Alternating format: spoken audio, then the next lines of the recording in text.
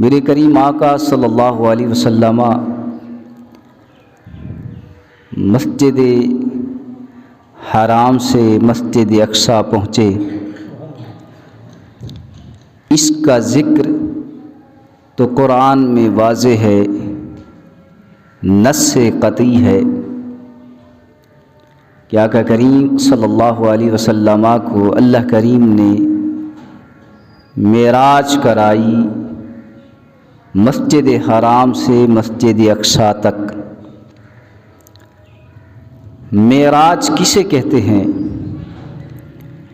معراج عروج سے ہے، اور عروج کا معنی ہے بلندی، یعنی بلندیوں پر جانا۔ اور معراج عبرانی زبان کا لفظ ہے، اس کا معنی ہے سیڑھی۔ میرے کریم آقا صلی اللہ علیہ وسلم فرش سے عرش تک جس ذریعے پہنچے جبرائیل کے ساتھ، وہ معراج ہے، وہ سیڑھی ہے، جس کے دو بازو تھے، ایک بازو سرخ یاقوت کا اور دوسرا بازو سبز زمرد کا، اور اس سیڑھی کے 50 ڈنڈے تھے، ایک سونے کا اور ایک چاندی کا، اور ہر منزل پر، ان 50 منزلوں میں سے ہر منزل پر ایک فرشتہ مقرر تھا، اور اس فرشتے کے ساتھ، ہر ایک فرشتے کے ساتھ 50,000 فرشتے تھے۔ ایک منزل سے دوسری منزل تک کا فاصلہ 70,000 سال برس کا تھا۔ میرے کریم آقا صلی اللہ علیہ وسلم اسی ذریعے خدا کی بارگاہ میں پہنچے تو اللہ کریم نے ارشاد فرمایا، سبحان الذی اسریٰ بعبدہ لیلا من المسجد الحرام، پاک ہے وہ ذات جس نے سیر کرائی اپنے خاص بندے کو راتوں رات مسجد حرام سے مسجد اقصی تک۔ مسجد حرام سے جب میرے کریم آقا صلی اللہ علیہ وسلم نے براق سواری پر سواری فرمائی تو اس سواری کی مہار حضرت جبرائیل نے تھامی۔ مسجد حرام سے یہ ساری وادیاں طے کرتے ہوئے طور سینا سے گزرے۔ میرے کریم آقا صلی اللہ علیہ وسلم نے دیکھا کہ حضرت موسیٰ علیہ السلام اپنی قبر میں کھڑے ہو کر نماز ادا کر رہے ہیں۔ وہاں سے گزرتے ہوئے جائے ولادت حضرت عیسیٰ علیہ السلام بیت اللحم سے گزرے، مسجد اقصی میں پہنچے۔ توجہ چاہتا ہوں، بڑی قیمتی باتیں ہیں۔ جب مسجد اقصی میں پہنچے، مسجد حرام سے مسجد اقصی تک، اس کا واضح ذکر قرآن کے اندر ہے، کوئی انکار نہیں کر سکتا۔ اب مسجد اقصی میں رسول اللہ صلی اللہ علیہ وسلم نے سارے انبیاء کی امامت کرائی۔ طور سینا سے میرے کریم آقا دیکھ کر آ رہے تھے کہ حضرت موسیٰ علیہ السلام اپنی قبر کے اندر کھڑے ہو کر نماز ادا کر رہے تھے، یعنی وہ اپنی قبر میں موجود تھے۔ جب مسجد اقصی میں میرے کریم آقا صلی اللہ علیہ وسلم پہنچے تو مسجد اقصی میں حضرت موسیٰ پہلے موجود تھے۔ مسجد اقصی میں سارے انبیاء موجود تھے۔ یاد رکھیے، کسی نبی پر کوئی اعتراض نہیں کرتا، لیکن جب میرے کریم آقا صلی اللہ علیہ وسلم کی عظمت و شان کی باری آئی تو لوگ اعتراض کرتے ہیں۔ اس لیے ٹھہر ٹھہر کر میں جملہ بول رہا ہوں تاکہ تمہیں سمجھ آ جائے۔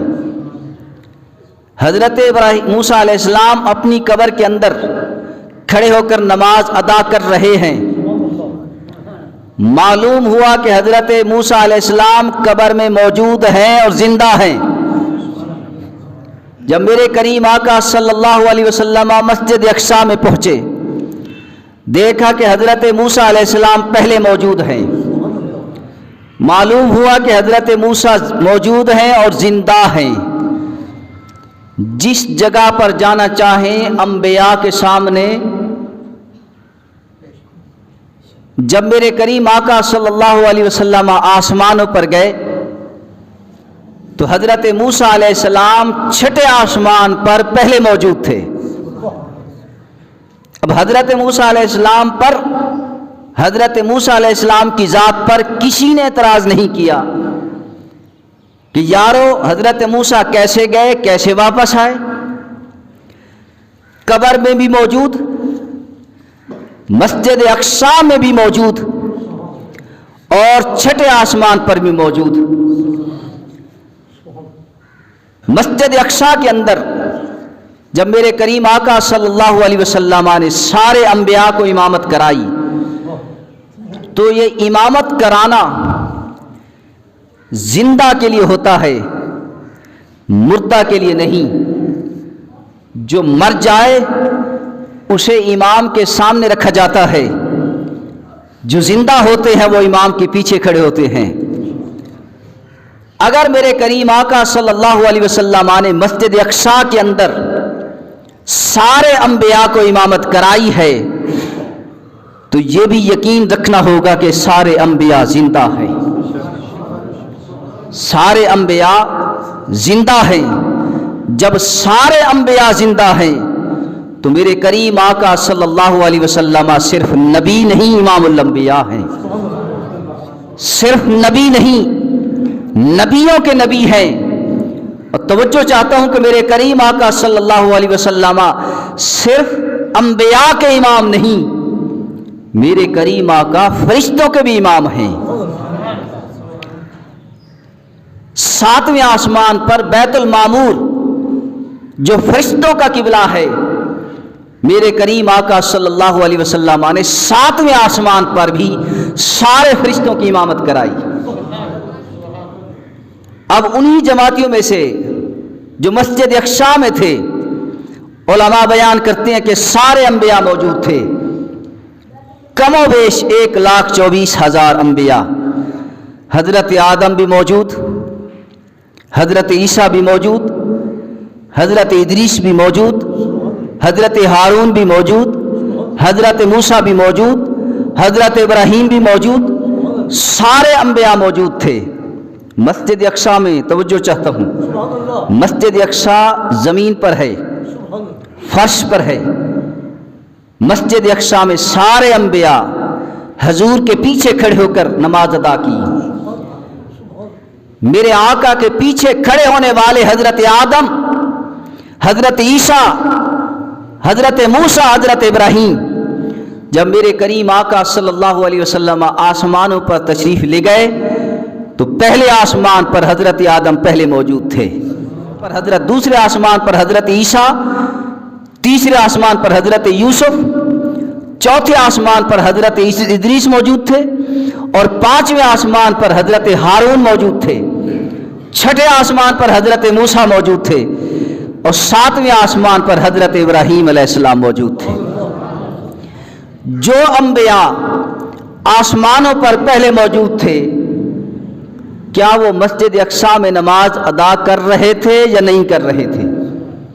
امام الوہابیہ ابن قیم اپنی کتاب الروح کے اندر لکھتے ہیں کہ تمام انبیاء اپنی قبروں میں بھی زندہ ہیں اور حاضر و ناظر ہیں، مسجد اقصی میں بھی زندہ تھے، آسمانوں پر بھی زندہ ہیں۔ میرے کریم آقا صلی اللہ علیہ وسلم جب آسمانوں پر گئے تو سارے آسمانوں پر اللہ کے نبی کے استقبال کے لیے ہر آسمان پر بینر تھا۔ پہلے آسمان کے محراب پر یہ بینر لکھا ہوا تھا، هو الذی بعث فی الامیین رسولا منہم یتلو علیہم آیاتہ۔ دوسرے آسمان پر تھا وما ارسلناک الا رحمۃ للعالمین۔ تیسرے آسمان پر تھا یا ایھا النبی انا ارسلناک شاہدا ومبشرا ونذیرا۔ اور چوتھے آسمان پر تھا الحمدللہ الذی انزل علی عبدہ الکتاب۔ اور پانچویں آسمان پر تھا هو الذی ارسل رسولہ بالہدی ودین الحق۔ اور چھٹے آسمان پر تھا لقد جاءکم رسول من انفسکم عزیز علیہ ما عنتم حریص علیکم بالمؤمنین رؤوف الرحیم۔ اور ساتویں آسمان پر تھا سبحان الذی اسری بعبدہ لیلا من المسجد الحرام الی المسجد الاقصی الذی بارکنا حولہ لنریہ من آیاتنا انہ هو السمیع البصیر۔ جبرائیل ساتھ ہے۔ جب پہلے آسمان پر پہنچتے ہیں جبرائیل دستک دیتا ہے، کھٹکھٹاتا ہے دروازے کو کیا کرتا ہے؟ بولیے۔ جو اعتراض کرتے ہیں نا کہ آسمان کو دروازہ تھا، اللہ کے نبی گئے اور آئے، آسمانوں کو کوئی دروازہ تھا؟ جبرائیل نے دروازے کو دستک دی۔ کس کو دستک دی؟ دروازہ نہیں تھا تو پھر کس کو دستک دی؟ اگر آسمان کو کوئی دروازہ نہیں تو اس حدیث کا مطلب کیا ہوگا کہ میرے کریم آقا صلی اللہ علیہ وسلم فرماتے ہیں کہ جب رمضان المبارک کا مہینہ آتا ہے شیاطین کو قید کر دیا جاتا ہے، زنجیروں سے جکڑ دیا جاتا ہے، جہنم کے دروازے بند کر دیے جاتے ہیں، جنت کے دروازے کھول دیے جاتے ہیں، اور ایک حدیث کے اندر ہے کہ آسمانوں کے دروازے کھول دیے جاتے ہیں۔ جب آسمانوں کے دروازے کھول دیے جاتے ہیں تو وہ آسمانوں کے دروازے کن کے لیے کھلتے ہیں؟ توجہ چاہتا ہوں۔ وہ آسمان کے دروازے رمضان المبارک میں آسمان کے دروازے کس کے لیے کھلتے ہیں؟ بولیے۔ جو روزہ دار ہیں، جو روزہ رکھتے ہیں۔ یہ رمضان المبارک کی اپنی فضیلت ہے۔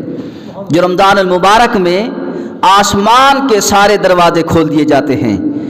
یارو اگر دیکھا جائے تو رمضان المبارک کا مہینہ اللہ کریم نے حضور کی امت کے لیے عطا فرمایا۔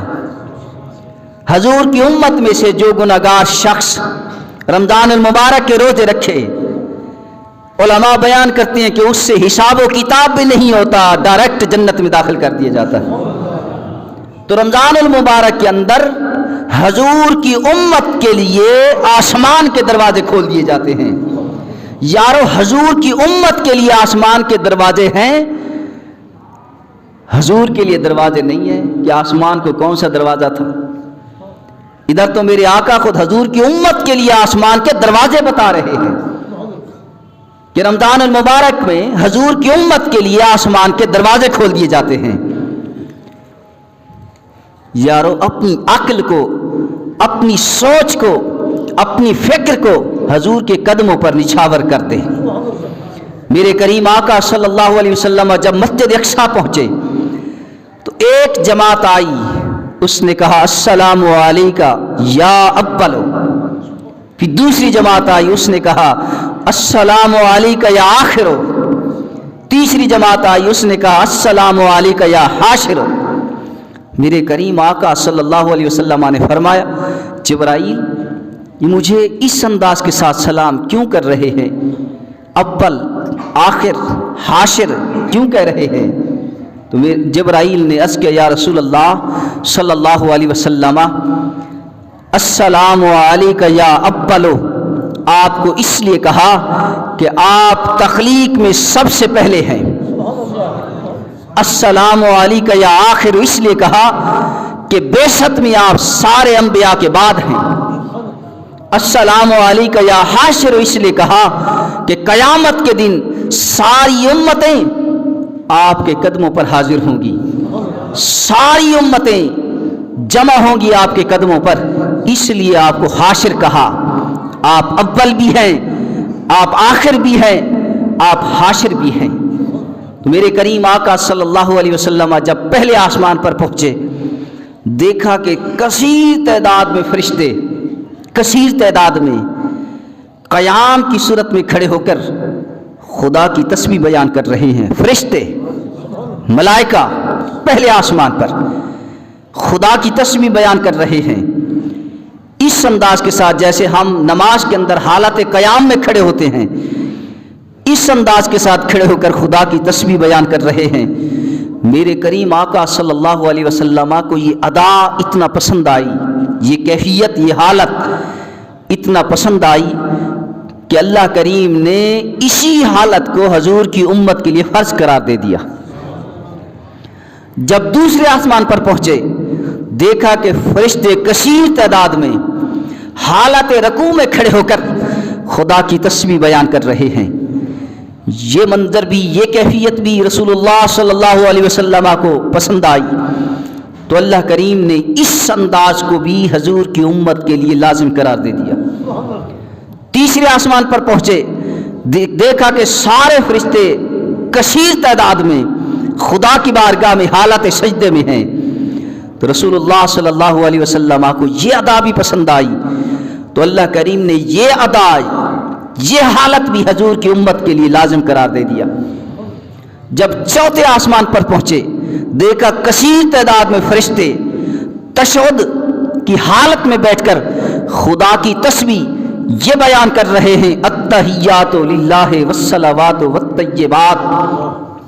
رسول اللہ صلی اللہ علیہ وسلم کو یہ ادا بھی پسند آئی تو اللہ کریم نے یہ حالات تشہد, یہ التحیات حضور کی امت کے لیے لازمی قرار دے دیا.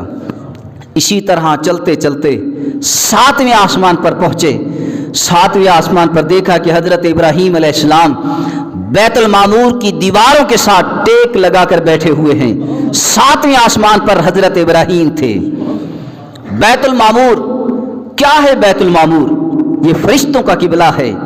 جو ہمارا قبلہ ہے فرش پر زمین پر وہ بیت اللہ ہے, خانہ کعبہ ہے. خانہ کعبہ بیت اللہ وہ ہمارا قبلہ ہے. جو فرشتوں کا قبلہ ہے وہ آسمان پر ساتویں آسمان پر بیت المعمور ہے. وہ اسی بیت اللہ کے بالکل برابر ساتویں آسمان پر ہے. یہ ہمارا قبلہ وہ فرشتوں کا قبلہ ہے. اور اس مقام پر میرے کریم آقا صلی اللہ علیہ وسلم نے دیکھا کہ اسی بیت اللہ بیت المعمور کے ارد گرد کثیر تعداد میں ملائکہ فرشتے خدا کی تسبیح اور ذکر و اذکار کر رہے ہیں. تو اس وقت جبرائیل نے عرض کیا یا رسول اللہ صلی اللہ علیہ وسلم آپ فرش سے عرش پر جا رہے ہیں مسجد اقصی میں. یا رسول اللہ آپ نے سارے انبیاء کو امامت کرائی, سارے انبیاء آپ کی ابتدا میں نماز ادا کی ہے. ہمیں بھی یہ سعادت عطا فرمائیں کہ ہم سارے ملائکہ مقتدی بنتے ہیں, آپ مصلی پر کھڑے ہو کر ہماری امامت فرمائیں. 2 رکعت نماز نفل ادا کریں. میرے کریم آقا صلی اللہ علیہ وسلم نے ساتویں آسمان پر سارے فرشتوں کی امامت کرائی. سارے فرشتے پیتے تھے. میرے کریم آقا صلی اللہ علیہ وسلم نے 2 رکعت نماز نفل پڑھائی. یہ ادا اللہ کریم کو اتنا پسند آئی کہ اللہ کریم نے آقا کریم صلی اللہ علیہ وسلم کی امت کے لیے جمعہ کی یہ 2 رکعت نماز فرض ادا کر دی. یہ ساری ادائیں ہیں. آپ نمازیں دیکھیں, فجر کی نماز, ظہر کی نماز, عصر کی نماز, مغرب کی نماز, عشاء کی نماز, یہ نمازیں فرض ہیں لیکن یہ ہیں ادائیں انبیاء کی. فجر کی نماز یہ کسی اور نبی کی ادا ہے, ظہر کی نماز یہ اور نبی کی ادا ہے, عصر کی نماز یہ اور نبی کی ادا ہے, مغرب کی نماز اور نبی کی ادا ہے, عشاء کی نماز اور نبی کی ادا. یہ ساری نمازیں جو فرض ہیں خدا کی طرف سے یہ انبیاء کی ادائیں ہیں. اب حج کے اندر بھی دیکھا جائے, جو حج عمرہ کرنے جاتے ہیں تو وہاں پر چاہے طواف کعبہ ہو, صفا مروہ کے درمیان سعی ہو, مینا ہو, عرفات ہو, خطبے ہو, قربانی ہو, یہ سارے جو ادائیں ہیں یہ سارے انبیاء اور اولیاء کی ادائیں ہیں. اس کا نام حج ہے اور حج فرض ہے. ان الصفا والمروہ من شعائر اللہ, صفا ہو مروہ ہو، یہ اللہ کی نشانی ہے یارو۔ صفا بھی پہاڑی، مروہ بھی پہاڑی۔ یہ صفا اور مروہ حضرت بی بی ہاجرہ کے دوڑنے سے پہلے اللہ نے نہیں فرمایا کہ صفا بھی اللہ کی نشانی ہے، مروہ بھی اللہ کی نشانی ہے۔ جب حضرت بی بی ہاجرہ حضرت اسماعیل علیہ السلام کی پیاس کی خاطر، پانی کو تلاش کرنے کی خاطر صفا اور مروہ کے درمیان دوڑتی رہی، یہ ادا اللہ کریم کو اتنا پسند آئی کہ اللہ کریم نے قرآن کے اندر ذکر فرما دیا کہ صفا بھی خدا کی نشانی ہے، مروہ بھی خدا کی نشانی ہے۔ ان الصفا والمروہ من شعائر اللہ، ہیں تو پہاڑیاں، نشانی باقی ہے، یہ ساری خدا کی نشانیاں ہیں۔ اللہ کریم نے جو چیز بنائی وہی خدا کی نشانی ہے، لیکن اللہ کریم پہلے بھی فرما سکتا تھا، لیکن حضرت بی بی ہاجرہ کے دوڑنے کے بعد، یاد رکھیے حضرت بی بی ہاجرہ نبیہ نہیں ہے، اسے ولیہ کہہ سکتے ہیں۔ اور صفا اور مروہ کے درمیان جو سعی ہے، یہ سعی ہر حاجی اور عمرہ کرنے والے کے لیے اہم رکن ہے۔ یہ ولیہ کی ادا ہے، ولیہ کی ادا۔ جو شخص حج کرے، عمرہ کرے، سعی نہ کرے، اس کا نہ حج ہے نہ عمرہ ہے۔ یہ کسی نبی کی ادا نہیں ہے، یہ ولیہ کی، حضرت بی بی ہاجرہ کی ادا ہے۔ تو لہٰذا میرے کریم آقا صلی اللہ علیہ وسلم ساتوں آسمان کو کراس کیا، سدرۃ المنتہا پر پہنچے۔ سدرہ کسے کہتے ہیں؟ سدرہ یہ عربی زبان کا لفظ ہے، اس کا معنی ہے بیری کا درخت۔ بیری کا، جو بیر کا درخت ہوتا ہے آپ نے دیکھا ہوگا، اس کے پتے کیسے ہیں، اس درخت کیسا ہوتا ہے۔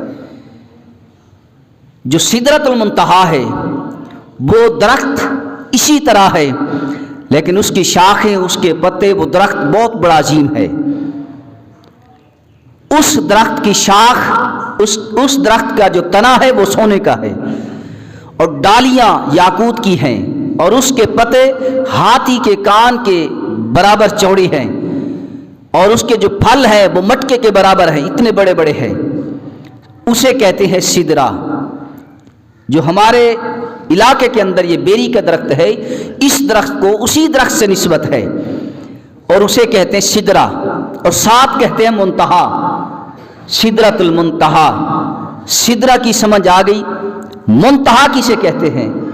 منتہا اسے کہتے ہیں کہ جہاں پر ہر بلندی سے بلندی کی انتہا ہو، جہاں پر ہر علم سے علم کی انتہا ہو، جہاں پر ہر پہنچ سے پہنچ کی انتہا ہو، جہاں پر ہر کسی کی حد ختم ہو جائے، ہر کسی کی انتہا ختم ہو جائے، اسے سدرۃ المنتہا کہتے ہیں۔ اسی لیے تو جبرائیل نے کہا، میرے کریم آقا صلی اللہ علیہ وسلم نے فرمایا جبرائیل آگے چل۔ جبرائیل نے عرض کیا یا رسول اللہ، علماء نے لکھا جبرائیل نے عرض کیا یا رسول اللہ میری انتہا یہی ہے، اور انتہا منتہا سدرۃ المنتہا۔ جبرائیل، جہاں پر جبرائیل کی انتہا ہو، اللہ اکبر، میرے کریم آقا صلی اللہ علیہ وسلم نے فرمایا جبرائیل آگے چل۔ جبرائیل عرض کرتا ہے یا رسول اللہ میری انتہا یہی ہے، اگر ایک پورے کے برابر بھی میں اوپر گیا، بعض علماء نے بال لکھا کہ ایک بال کے برابر بھی اوپر گیا تو میں جل کر راکھ ہو جاؤں گا، یا رسول اللہ میری انتہا یہی ہے۔ میرے کریم آقا صلی اللہ علیہ وسلم نے فرمایا جبرائیل اگر تمہاری انتہا یہی ہے تو میری ابتدا یہی سے ہے۔ یارو جہاں پر جبرائیل کی انتہا ہو، جبرائیل سارے فرشتوں کا سردار، نوری مخلوق، سارے فرشتوں کا سردار، جب سارے فرشتوں کا سردار ہے تو باقی ملائکہ فرشتے اس کے نیچے ہوں گے نا، تو جہاں پر سارے فرشتوں کے سردار کی انتہا ہو اور وہیں سے میرے آقا کی ابتدا ہو، کیا اس نبی کو خالی فقط بشر کہیں گے؟ جہاں پر جبرائیل بھی رک جائے، یہ براق سواری بھی نیچے رہ گئی، رف رف سواری آ گئی، اس پر میرے کریم آقا صلی اللہ علیہ وسلم سوار ہو کر سفر کرتے رہے۔ پھر ایک مقام آیا کہ جہاں پر رف رف سواری بھی رک گئی، سب کچھ نیچے تھا، میرے کریم آقا اکیلے تھے، جبرائیل بھی نیچے ہے، براق بھی نیچے ہے، رف رف بھی نیچے ہے۔ میرے کریم آقا صلی اللہ علیہ وسلم آگے سفر کرتے گئے۔ کیسے سفر کیا؟ یا خدا جانتا ہے یا مصطفیٰ جانتا ہے۔ میرے کریم آقا صلی اللہ علیہ وسلم سفر کرتے گئے، اللہ کے ناموں کے حجابات آتے گئے۔ حضور غزالی زمان رحمۃ اللہ علیہ بڑا خوبصورت یہ جملہ کہہ گئے کہ آپ نے فرمایا کہ جب اللہ کے نبی اللہ کے ناموں کے حجابات سے گزرتے تو جس پردے سے گزرتے، اللہ کے ناموں کے پردے حجابات جس پردے سے گزرتے اسی پردے کا مظہر بن جاتے۔ ہمیں اللہ کے نام تو صرف 99 آتے ہیں، میرے کریم اللہ کریم کے 3000 نام بھی ہیں، زمین پر نام اور ہیں، آسمانوں پر نام اور ہیں، سدرۃ المنتہا پر نام اور ہیں، اس سے آگے اللہ کریم کے نام اور ہیں۔ تو اللہ کے ناموں کے جو پردے ہیں، حجابات ہیں، ان سے میرے آقا گزرتے گئے، جس پردے سے گزرتے اسی پردے کا مظہر بن جاتے۔ پردہ رحیم بھی ہے، پردہ کریم بھی ہے، پردہ غفور بھی ہے، پردہ ستار بھی ہے، جس پردے سے گزرتے اسی پردے کا مظہر بن جاتے۔ پردہ رحیم سے گزرتے تو خود رحیم بن جاتے، پردہ کریم سے گزرتے تو خود کریم بن جاتے، پردہ ستار سے گزرتے تو خود ستار بن جاتے۔ جس پردے سے گزرتے اسی پردے کا مظہر بنتے گئے اور اس مقام پر پہنچے کہ جہاں پر ساری کائنات نیچے تھی، یا خدا تھا یا مصطفیٰ تھا۔ خدا مصطفیٰ کو دیکھ رہا تھا، مصطفیٰ خدا کو دیکھ رہا تھا۔ یارو یہی تو انعام ہے میرے کریم آقا صلی اللہ علیہ وسلم کا، یہی تو انفرادیت ہے کہ باقی انبیاء کو معراج فرش پر ہوئی، لیکن میرے کریم آقا کو معراج عرش پر ہوئی۔